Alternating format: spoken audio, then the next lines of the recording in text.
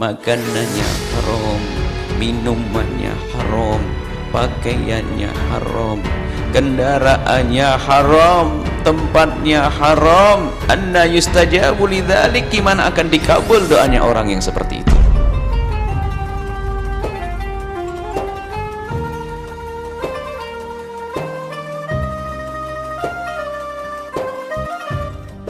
Berikan kesempatan di dalam ibadahmu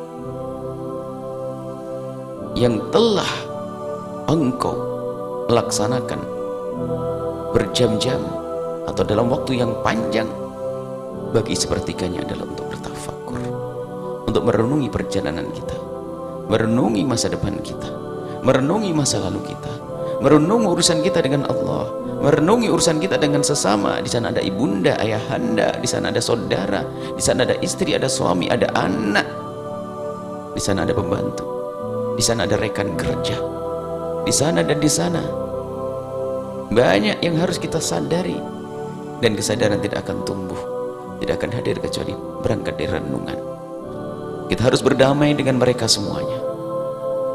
Ibadah yang sudah kita lakukan kadang tanpa disadari adalah ibadah yang dibarengi dengan kemaksiatan. Ibadah yang dibarengi kemaksiatan, melakukan ibadah akan tapi dengan baju yang haram, pergi ke tempat ibadah dengan mobil yang haram. Bahkan mungkin seorang bapak memberikan nafkah untuk putranya yang menuntut ilmu Al-Quran, ilmu agama, akan tapi dengan nafkah yang haram. Mau kemana? Mau menuju kepada Allah. Innallaha thayyib, Allah maha bersih, tidak akan terima sesuatu dengan kotor yang kotor, tidak. Maka mari kita benahi bekal kita untuk menuju kepada Allah. Seperti jasad kita, di saat kita mau melakukan sholat harus kita bersihkan dengan berwudu, dan kadang dengan mandi besar bersihkan ini semuanya. Begitu juga perilaku-perilaku, bekal-bekal yang kita gunakan untuk ibadah, jangan sampai kita cuek, yang menjadikan sebab amal kita tidak diterima. Bahkan mungkin kita menyanjung, kita memanjatkan doa dengan panjatan, dengan doa yang banyak, kita panjatkan dengan serius, memenuhi syarat-syarat dikabulnya doa, kekhusyuan dihadirkan di tempat yang baik, di waktu yang tepat. Akan tapi malbasuhu haram, wa mat'amuhu haram, masrabuhu haram, makanannya haram, minumannya haram, pakaiannya haram, kendaraannya haram, tempatnya haram. Anna yustajabu lidzalik, gimana akan dikabul doanya orang yang seperti itu? Kata baginda Nabi, tidak dikabul, padahal doanya sudah memenuhi syarat dikabul. Tidak tampak kalau dia tidak khusyuk, karena tubuhnya badannya, karena pakaiannya compang camping, tampak dengan kesederhanaannya, dan dia dengan ilhah menadahkan tangan dan berkata, ya Rabb, ya Rabb, ya Rabb, serius dalam memohon. Akan tapi tidak dikabul doanya oleh Allah.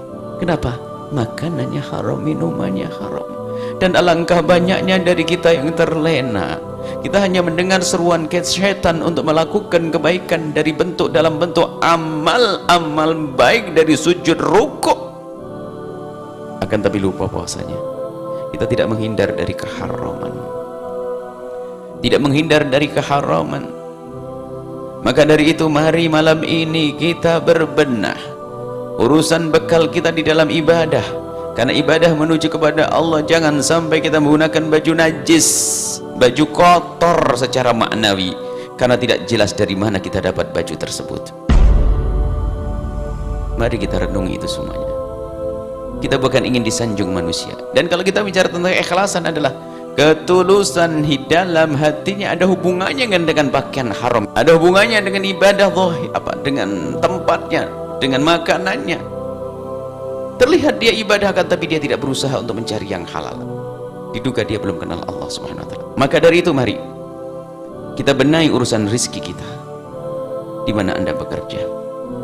Di mana Anda bekerja? Kerjaan apa yang Anda tekuni? Rizki Anda dari mana? Halal atau belum? halal atau belum. Jangan ragu bertanya kepada orang alim, para ustadz, tentang kehalalan dan keharaman. Dan takutlah kepada Allah bahwa kalau itu sudah masuk perut kita akan susah, menjadi sebab amal tidak diterima, dosa, dosa dan dosa.